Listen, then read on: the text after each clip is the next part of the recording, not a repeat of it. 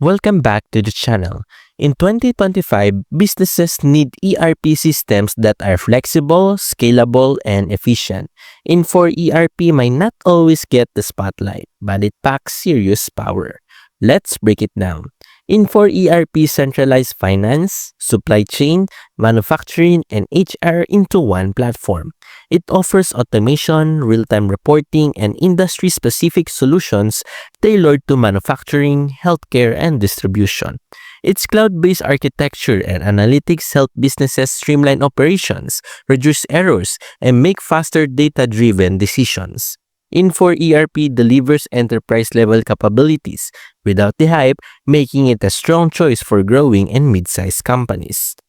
If you want a powerful yet often overlooked for ERP in 2025, Infor ERP offers control, efficiency, and scalability. Don't forget to like, subscribe, and hit the bell for more reviews.